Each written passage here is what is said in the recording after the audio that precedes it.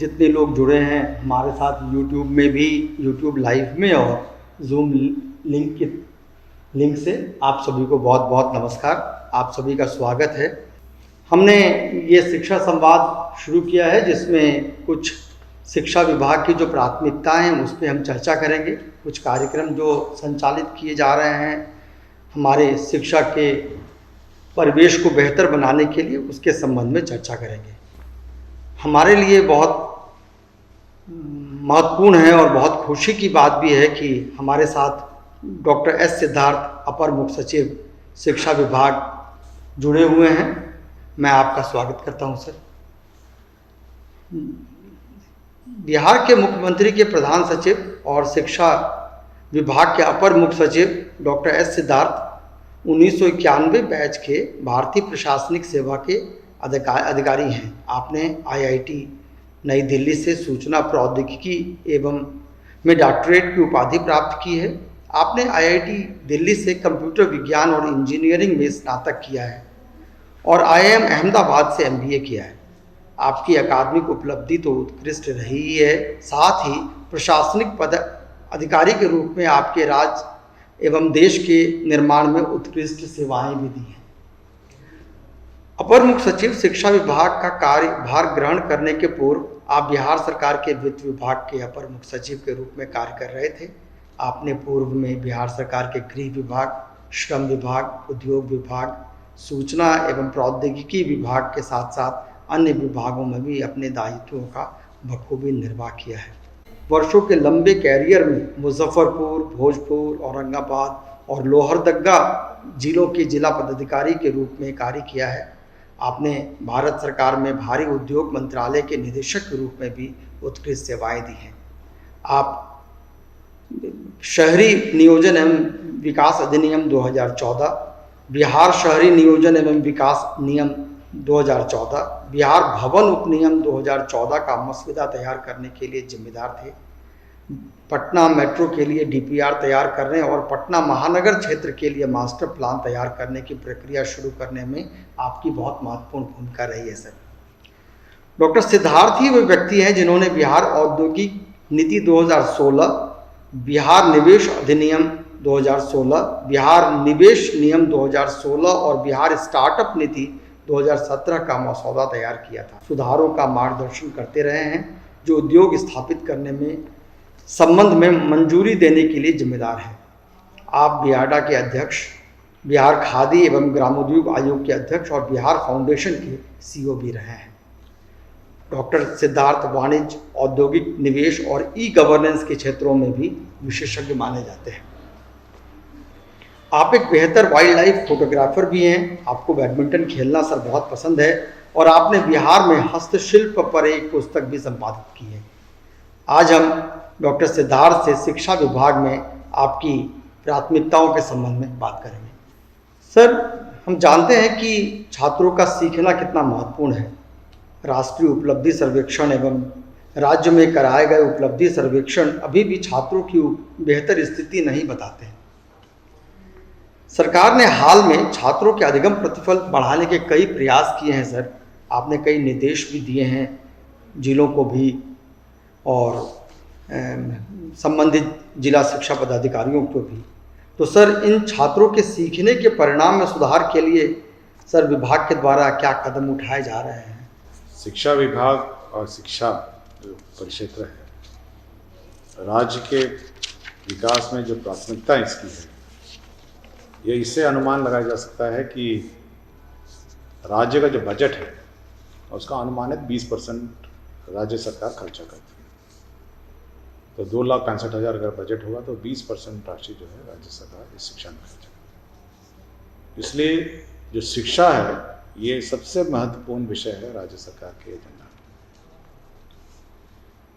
इसलिए उतना ही मेहनत और उतना ही लगन से हमारे जो शिक्षक हैं और सभी लोग हैं इसमें अपना कार्य करते हैं। जो शिक्षा का स्तर है सुधारने के 2-3 आयाम है जिस पर काम चल रहा है। सबसे पहला है इंफ्रास्ट्रक्चर। इंफ्रास्ट्रक्चर में सभी जितने भी क्लासेस हैं, हर क्लास का अपना कमरा हो, हर स्कूल में टॉयलेट हो, किचन हो, अपने कार्यालय हो, लेबॉर्ट्री हो, या आईटी के जो कंप्यूटर सेंटर हो, इस पर काम चल रहा है। और इस संबंध में हम लोगों का टारगेट है कि अगला मार्च या जून तक इसको सभी को कंप्लीट कर लिया जाए। हम लोगों ने सर्वे करा लिया है और हमारी कोशिश है कि कम से कम इंफ्रास्ट्रक्चर के मायने में ये सभी पूर्ण हो जाए। मैं कल जमुई गया था, सिमुलतला के बगल में एक गाँव है बसतपुर, तो मैंने देखा कि 2 कमरों में 12 क्लासेस चल रहे हैं। तो मैंने बहुत ही स्पष्ट निर्देश दिया है कि हर क्लास का, हर सेक्शन का अलग कमरा होगा और पढ़ाई होगी।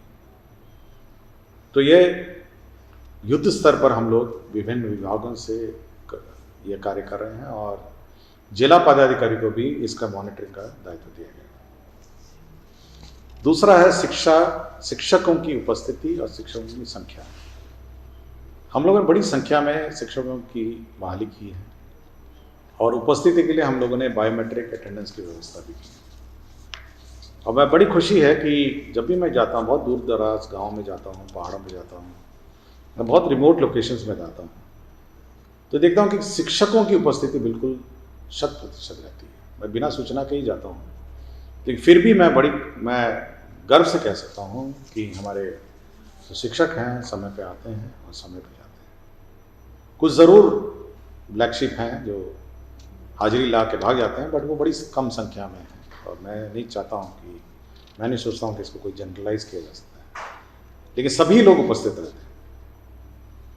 तो ये एक बहुत ही सुखद स्थिति है और अच्छे पढ़े लिखे हुए हैं। मैं यंग जो टीचर्स हैं बीपीएससी से जो पास्ड आउट हैं और बहुत ही अभी रिसेंटली कॉलेजेस से भी आए हैं, तो यंग टीचर्स बहुत लगन से और बहुत ही मेहनत से पढ़ाते हैं और बाकी पुराने टीचर्स भी बहुत लगन और मेहनत से पढ़ाते हैं।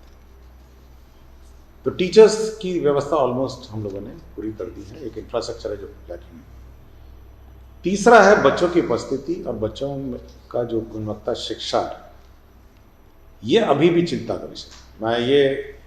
मैं संतुष्ट नहीं हूँ जिस तरह से बच्चे स्कूल आते हैं, स्कूल में पढ़ाई होती है, अभी भी बहुत करना बाकी है। जब बच्चों की उपस्थिति देखते हैं तो छोटे क्लासेस में फिर भी अच्छी उपस्थिति है, लेकिन बड़े क्लासेस में देखते हैं कि ट्यूशन में बच्चे अभी भी भाग जाते हैं, क्लासेस मिस करते हैं, समय पे स्कूल नहीं आना, यह भी शिकायत अभी देखी है। यूनिफॉर्म में नहीं आना, अपना नोटबुक नहीं लेकर आना, जिस विषय की पढ़ाई हो रही है उस विषय का नोटबुक नहीं लेकर आना, होमवर्क नहीं करना, क्लासरूम नहीं करना। तो ये तमाम शिकायतें अभी भी मैं देखता हूँ और मेरे निरीक्षण के दौरान भी ये सब सामने आते हैं। अभी हम लोग का जो फेस ऑफ रिफॉर्म्स हैं, जो अभी हम लोगों ने सभी पदाधिकारियों ने कहा है कि आप शिक्षा की गुणवत्ता पे ध्यान दें और इसी पर हम लोग का जोर है। मतलब जो पिछले शुरुआत में तो हम लोग अटेंडेंस पे लगे हुए थे और अब हमारा ये फेस ऑफ रिफॉर्म जो है ये सघन रूप से हम लोग इसकी शिक्षा की गुणवत्ता के सुधार पर लगे हैं। और हम लोग का ये परीक्षा हम लोगों ने ली, मिड टर्म परीक्षा, तो उसके भी बड़े मिक्स्ड रिस्पॉन्स आए हैं और हम चाहते हैं कि समय पे कोर्स पूरा हो, बच्चे पढ़े। और ये मेन अब फोकस रह गया। सोचो 3 आयाम है, इंफ्रास्ट्रक्चर है, टीचर है और तीसरा जो गुणवत्तापूर्ण शिक्षा है। अब उस 3rd फेज पर हम लोग कंसंट्रेट करें। हम बात करते हैं राष्ट्रीय शिक्षा नीति 2020 ने विभिन्न अध्ययन एवं अवलोकन के आधार पर यह उल्लेख किया है कि अभी भी भारत में बच्चों की बुनियादी साक्षरता और संख्या ज्ञान के कौशल अच्छे नहीं हैं, खासतौर से कक्षा 1, 2, 3 में जो बच्चे हैं उनकी। और संभवतः इसी कारण से बच्चों के शिक्षा के प्रति जो लगाव है वो थोड़ा कम होता है सर, और धीरे धीरे वो उनका ठहराव कम होता है, बच्चे विद्यालय छोड़ जाते हैं। और इसी को एड्रेस करने के लिए उन्होंने, भारत सरकार ने एक मिशन निपुण भारत शुरू किया सर 2021 में, 5 जुलाई 2021 को। बिहार में भी सर विभाग के द्वारा भी मिशन निपुण बिहार शुरू किया जा रहा है, जिसमें FLN के जो कौशल हैं उसको बढ़ाने के लिए बात विभाग की प्राथमिकताएं हैं, कैसे किया जा सकता। ये बच्चों को रिटेंशन की बात थी क्लास 1, 2 और 3 में। मिड डे मील एक बहुत महत्वपूर्ण अंश था। और हम यह धारणा थी कि मिड डे मील से बच्चे आएंगे, समय पे पढ़ेंगे। एक तो वहाँ न्यूट्रिशन का भी इशू था जो रिजॉल्व हो जाता, और दूसरा अटेंडेंस भी इम्प्रूव हो जाता। और ज़रूर हुआ, ऐसा नहीं है कि मिड डे मील एक बहुत महत्वपूर्ण अंश था जिससे न्यूट्रिशन भी इम्प्रूव हुआ, और साथ ही उसके बाद यह हुआ जो नेशनल न्यू एजुकेशन पॉलिसी है कि इस टीचिंग लर्निंग मेथोडोलॉजी में परिवर्तन लाया जाए और कोर्सेज अट्रैक्टिव किए जाए, और जो FLM किट्स हैं वो उपलब्ध कराए जाए, और पूरा करिकुलम चेंज ऐसा किया जाए कि बच्चे इससे इन्फ्लुएंस्ड हों और बच्चे इससे अट्रैक्टेड हों। देखिए, जब तक बच्चा इंटरेस्टेड नहीं रहेगा, अट्रैक्टेड नहीं रहेगा, स्कूल में उसका अटेंडेंस उतना ही प्रभावित होगा, और उसको लगेगा कि एक सेंटर ऑफ लर्निंग है, सेंटर ऑफ एक्टिविटी है, और सेंटर ये सब बच्चे, उनकी अटेंडेंस भी इम्प्रूव होगी और ड्रॉप आउट भी कम होगा। तो ये एक महत्वपूर्ण एक विषय है जो इस पर काम किया जा रहा है, और बिहार में भी पिछले साल से काम किया जा रहा है। तीसरा ये है कि जो न्यू एजुकेशन पॉलिसी है वो स्किल ट्रेनिंग में बहुत ध्यान देता है, मतलब स्किल ट्रेनिंग ऑफ चिल्ड्रन। और यह विभाग का ये मत है कि हर बच्चे को, जो बड़े बच्चे हैं उनको स्किल ट्रेनिंग सिखाया जाए अपने करिकुलम के अतिरिक्त, और इस पर विभाग काम कर रहा है। और ये सर अभी पूरे देश में ही ये बात की जा रही है कि बिहार शायद संभवतः पहला राज्य है जहाँ पर इतनी बड़ी संख्याओं में एक साथ शिक्षकों की नियुक्ति की गई थी, और 2 लाख से अधिक शिक्षकों की नियुक्ति हुई थी सर ये। और साथ में सबसे अच्छी बात हुई कि इन शिक्षकों के प्रशिक्षण पर बहुत बड़ा इन्वेस्टमेंट भी हुआ, वो कैसे विद्यालय में क्या अनुकूल हो सकें इस पर भी तरीके से वो शिक्षक बेहतर ढंग से कर सकें। अगर उस संबंध में, क्योंकि सर हाल में ही तेलंगाना से कुछ लोगों ने पूछा कि कैसे इतनी बड़ी संख्या में शिक्षकों का प्रशिक्षण आयोजित किया जाए या किया गया है, उसके संबंध में वो भी जानना चाहते हैं। तो ये बताएंगे सर कि ये चीज़ें कैसे? प्रशिक्षण एक लगातार प्रक्रिया है, ऐसा नहीं कि एक बार हमने प्रशिक्षण कर दिया और उसके बाद हम छोड़ देंगे। हम लोग हर साल एक कंपलसरी स्लॉट है सप्ताह भर का, जो हर टीचर को ट्रेनिंग लेना पड़ेगा, और इसमें 2-3 क्राइटेरिया हम लोगों ने रखा है। पहला है कि जो रेगुलर ट्रेनिंग मॉड्यूल है वो तो अपना चलेगा, और साथ ही साथ हम लोग ये भी आइडेंटिफाई करेंगे जिन टीचर्स को और अतिरिक्त प्रशिक्षण की आवश्यकता है, यह उनके स्कूल में जो कार्यकलाप हैं, उनके स्टूडेंट के जो आउटपुट्स हैं, स्टूडेंट के एग्जामिनेशन के आउटपुट हैं, क्लासरूम टीचिंग का मेथोडोलॉजी है, इसके आधार पर हम लोग टीचर्स का ट्रेनिंग नीड्स आइडेंटिफाई करेंगे, किस प्रकार का ट्रेनिंग उनको दिया जाए और किस प्रकार के ट्रेनिंग की आवश्यकता है। तो ये हम लोग एक आइडेंटिफाई करेंगे, और ये इस आधार पर हम लोग उनका करिकुलम डिज़ाइन करेंगे, और हर साल, इस साल का तो ट्रेनिंग जो हो गया, लेकिन अगला साल फिर हम लोग ट्रेनिंग करेंगे, और एवरी ईयर हर टीचर को ट्रेनिंग लेना पड़ेगा, और अपने ज़िले में ट्रेनिंग लेना पड़ेगा। अभी तो दूर लोग ट्रेनिंग लिए हैं, लेकिन हम लोग उन्हीं के ट्रेनिंग जो नीड्स हैं वो उसी ट्रेनिंग नीड्स और उनका ट्रेनिंग उसी ज़िले में रखेंगे, और सुनिश्चित करेंगे कि हर साल ये ट्रेनिंग लगातार चलता रहे। बहुत सही है सर, कि ये सही है कि आपकी तरफ से निर्देश भी गया था कि साल में 2 बार एक निश्चित अवधि के लिए भी ये जिला तैयार रहे कि वो अपने शिक्षकों को किस तरीके से प्रशिक्षित कराता है या प्रशिक्षण की व्यवस्था करता है। ये बहुत ही बेहतर है, और इससे शिक्षक भी काफ़ी मोटिवेटेड होते हैं और बच्चों के लिए भी फ़ायदा रहता है। एक सर बहुत महत्वपूर्ण मुद्दा है जो दूसरे राज्यों के लिए भी देखने की बात है, वो है डिजिटलाइजेशन का। सर अभी बिहार में डिजिटलाइजेशन काफ़ी मुहिम जैसा चला है कि पिछले हम लोग हर एक काम के लिए कि शिक्षा कोष के माध्यम से चीज़ों को लाने की कोशिश करें कि इंटीग्रेटेड अगर हमारा पोर्टल है उसके माध्यम से, जिसमें हम शिक्षकों की नामांकन, उपस्थिति, निरीक्षण के लिए जो चीज़ें हैं उसको हम लाने की कोशिश कर रहे हैं। तो सामान्यतः ये माना जाता है कि बिहार थोड़ा अन्य राज्यों के मुकाबले डिजिटलाइजेशन में पीछे है, लेकिन ये अनुभव आपको कैसा लगता है कि हमने इन चीज़ों को अपने यहाँ राज्य में लागू किया है और इसके काफ़ी अच्छे परिणाम दिख भी रहे हैं? तो सर देखिए क्या कहना है? ये भ्रम है कि हम लोग डिजिटलाइजेशन में पीछे हैं, और ये भ्रम है कि डिजिटल गैप, क्योंकि जब हम लोगों ने सभी को कनेक्ट करने की कोशिश की टीचर्स को, तो 99% टीचर्स इस पर करेक्ट हो गए। तो ये प्रूव करता है कि जो ई शिक्षा कोश है और जो डिजिटल गैप जिसकी बात हम लोग कहते रहते हैं, इसको पाटा जा सकता है और ये गैप को पूरा किया जा सकता है।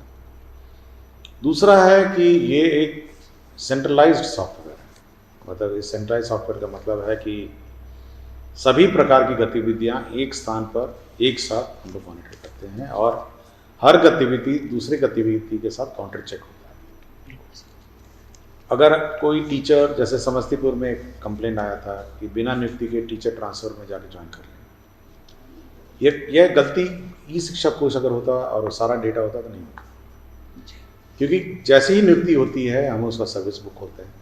अभी जैसे आपने देखा होगा कि हमने ई सर्विस बुक का प्रावधान किया है, जिससे शिक्षक से संबंधित सभी डेटा वहाँ रहेगा, ट्रांसफर पोस्टिंग भी उसी में रहेगा, उसका इवैल्यूएशन भी उसी में रहेगा, उसका PAR भी इसी में रहेगा, वो किस बच्चों को पढ़ाया है आज तक वो भी डिटेल उसमें रहेगा। तो पूरा का पूरा डेटा और किस बच्चे को किस टीचर ने पढ़ाया है ये भी डेटा रहेगा। तो जब पूरा डेटा एक जगह रहेगा तो कोई ये पूछ सकता है कि इस बच्चे को किस किस टीचरों ने पढ़ाया, या ये टीचर ने किस किस बच्चे को पढ़ाया, ये टीचर किस किस स्कूल में रहा पूरे कैरियर में, ये बच्चा कब कब क्या क्या अटेंडेंस रहा है इसका पूरे कैरियर में। मतलब क्लास 1 से बच्चा जब एडमिट हुआ और क्लास 12 तक अगर आप मुझसे डेटा मांगेंगे कुछ सालों बाद, तो ये मिल जाएगा कि बच्चा क्लास 2 में क्या करता था, क्लास 3 में क्या करता था, क्लास 5 में क्या करता था, क्लास 8 में क्या करता था। और ये ड्रॉप आउट का एक ट्रैकर हो सकता है। अगर आपको लगता है कि पढ़ाई उसकी नीचे चलती जा रही है तो यह निश्चित होगा कि वो भाग जाएगा, स्कूल छोड़ के भाग जाएगा। और अगर वो हमेशा टॉपर रहा, अच्छा पढ़ाई किया, तो आप उसको आइडेंटिफाई कर सकते हैं कि ये बहुत अच्छा स्टूडेंट है। तो टीचर्स का भी ट्रैकिंग है, स्टूडेंट का भी ट्रैकिंग है, और दोनों का काउंटर चेक भी है और दोनों का काउंटर मिलान भी है इसमें। तो डिजिटल डिवाइड और डिजिटलाइजेशन जो है, मेरे विचार से ये भ्रम है कि बिहार में नहीं होता है या बहुत पिछड़ा है। मेरे ख्याल से ये अन्य राज्यों से की तुलना में बहुत अच्छी स्थिति है। जी, बहुत बहुत धन्यवाद सर। और ख़ास तौर से आपने जो ड्रॉप आउट का ट्रैकर और बाकी चीज़ों के लिए भी ख़ास तौर से ट्रैकर का जब हम इस्तेमाल करते हैं तो लर्निंग आउटकम के संदर्भ में करते हैं, लेकिन अगर बच्चों के एक्सेस, इनरोलमेंट और अटेंडेंस का भी हम ट्रैकिंग करने लगेंगे तो ये बहुत बड़ी बात होगी सर। ख़ास तौर से अभी सबसे बड़ी बात हुई है जो हमें विद्यालयों में दिखता भी है, वो है आधार के साथ बच्चों के इनरोलमेंट को टैग करना। ये बड़ी बात है सर, सही में। सर, हम इंफ्रास्ट्रक्चर के संबंध में बात करते हैं। सर, ये जनरली अध्ययन बताते हैं कि बच्चों की नियमित उपस्थिति बनाए रखने के लिए इंफ्रास्ट्रक्चर और फैसिलिटीज़ बहुत इम्पॉर्टेंट हैं, और प्रायः दूर दराज में ये देखा जा रहा था कि बच्चों के लिए, ख़ासतौर से लड़कियों के लिए शौचालय की व्यवस्था या उनके खेलने की व्यवस्था और ये बाउंड्री वॉल की व्यवस्था, इस तरीके से चीज़ें, किस तरीके से हम बच्चों के लिए अपर्याप्त कक्षाओं, स्वच्छता और स्वास्थ्य जैसी सुविधाओं की कमी, शिक्षण सामग्री जैसे बुनियादी ढांचों को कैसे विभाग संबोधित कर रहा है, इसके संबंध में सर। ठीक है, हम लोगों ने DM को ये अध्यक्षता बनाया है और हम लोगों ने कहा है कि सभी जितना गैप से पहले आइडेंटिफाई कर लीजिए, और युद्ध स्तर पर ये काम चल रहा है। और जून तक, अगला ये मार्च का मैंने रखा है, हो सकता है 2-3 महीना और लेट हो जाए, हम लोग बरसात से पहले कम से कम सभी स्कूलों में submersible pumps, running water toilets में, बाथरूम्स में, बेंचेस, रूम्स, ये हमारा लक्ष्य है और ये मेरा अपना विचार है कि ये हम लोग कंप्लीट कर पाएंगे जी। इसलिए युद्ध स्तर पर ये काम चल रहा है और ये ऑब्वियसली बहुत कठिनाई होती है। एक क्लास में 3-3 क्लास चलते हैं, कभी कभी 2-2 क्लास चलते हैं, टीचर्स को बहुत कठिनाई होती है। तो युद्ध स्तर पर ये कंप्लीट होने का प्लान है और जून तक हम लोग इसको कंप्लीट करा देंगे। बहुत बहुत धन्यवाद सर। ये बहुत बड़ी बात होगी कि हमारे विद्यालय भी अब खासतौर से रंग रोगन, सुंदर दिखना, अट्रैक्टिव दिखना, और आपके जो स्कूल रैंकिंग की सर बात की जा रही है सर, ये मुझे लगता है कि ये शायद रिवोल्यूशनराइज करेगा पूरे के पूरे एजुकेशन सिस्टम को सर, उस स्कूल रैंकिंग पर भी सर कुछ कहेंगे? देखिए, जब तक किसी में प्रतिस्पर्धा नहीं होगी जी और कंपटीशन की भावना नहीं होगी, तब तो सब मीडियोकर हो जाएंगे। जी और अगर कॉम्पिटिटिव एग्जाम में रैंकिंग नहीं होगी तो कोई पढ़ेगा ही नहीं, सब कहेगा कि चलिए अब पढ़ने की ज़रूरत ही नहीं है सब, या कोई मेहनत करने की ज़रूरत है। तो जैसे ही प्रतिस्पर्धा किसी सिस्टम में इंट्रोड्यूस होती है तो सब चाहते हैं कि वो अपना रैंकिंग या अपनी उपलब्धि है उसको उसमें सुधार है। ये सुधार की प्रक्रिया है, कोई किसी को नीचा और ऊंचा दिखाने की बात नहीं है, बट सुधार की प्रक्रिया है।